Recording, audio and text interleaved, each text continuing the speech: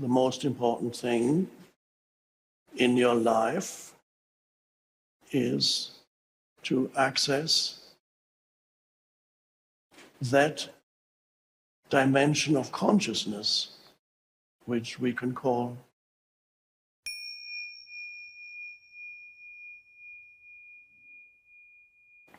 to be present means to have your attention in the present moment instead of past and future. You can still use past and future for practical purposes, but the main focus of your attention is here and now. Now, if you can gradually begin to live in that way that the present moment assumes in your life a greater importance than your past and your future, then you are engaged in the awakening process, which is a shift in consciousness. And most of you are here because you're already in the awakening process, except a few who were dragged here almost against their will by a friend or relative. And that's okay, at least you got here. And let's see whether you find this evening to be a revelation or excruciatingly boring. That depends whether you can access in yourself that dimension, discover that dimension. And although I will be talking probably all the time or most of the time, there is that dimension, one could say, in the background to the words, the background, there is that dimension of presence. So while you're here, if you can sense, not only be aware of the words, which are verbalized thoughts, but if you can also be aware of something that is, so to speak, underneath the words. We could call it, another pointer we could use to point to it would be to call it stillness. Stillness. A stillness behind the words. A stillness in between the words. Normally, people are not aware of stillness at all. And even when they go out into nature, where there is usually a high degree of stillness, even then many humans are still engaged with their noisy mind. The voice in the head does not stop speaking. So there might be an external silence, but internally there is no silence. There's continuing mental noise, a lot of which is, by the way, not only unnecessary, but actually destructive, harmful, and toxic. And this is our challenge at the present stage of human evolution.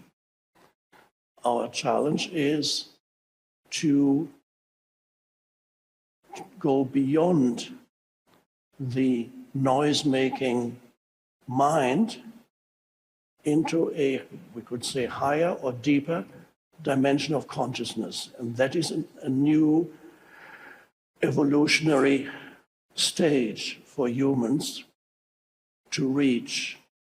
That is the purpose of your life, is to embody this shift in consciousness.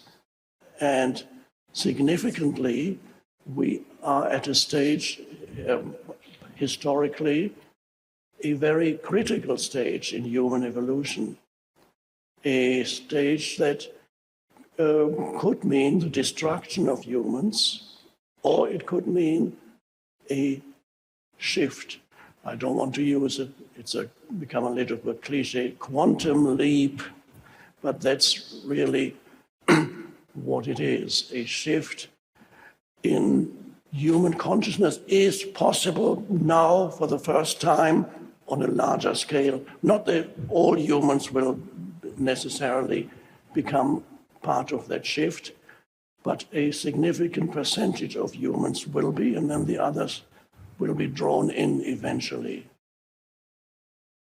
And this is what the ancient spiritual teachings have all been pointing to, the possibility of entering a different stage of consciousness, whether it's teachings from India, teachings from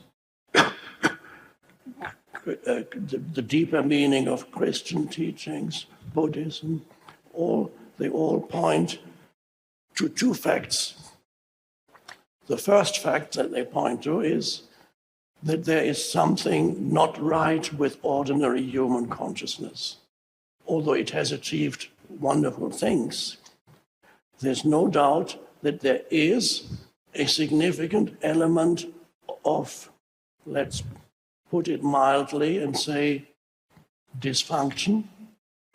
There is a significant element of dysfunction in human consciousness. And if you doubt that, read a history book. I suggest the 20th century, and you can see how insane a lot of that is. Or if you don't like history books, turn on the TV tonight and watch the news. And most of what you see is manifestations of that dysfunction in human consciousness. It is very unlikely that in the news tonight you will hear about a group of people who came together in a city called Cape Town, entering the state of presence and being part of an evolutionary leap in human consciousness. If you turn on CNN or whatever station you have here, it's unlikely that they will be talking about that. They'll be talking about the dysfunction, but it's not recognized as a dysfunction. It's regarded as this is the important things that are happening now, and they're all bad. All these, they're all bad. So, since ancient times, the great teachers pointed to two facts. One is the fact of this dysfunction, which we could call by other names,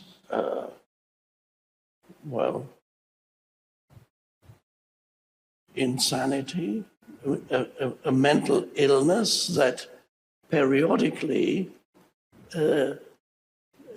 emerges collectively and creates havoc on a collective scale, and then subsides a little bit, and then emerges again.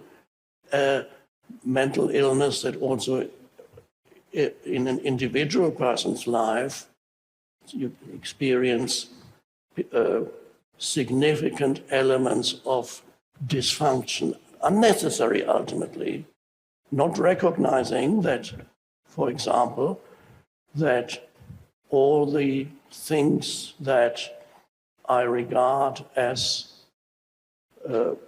bad in my life are mostly in themselves neutral, and the way in which I create a narrative about my life, which in many cases is very negative, for many, that creates an enormous amount of suffering.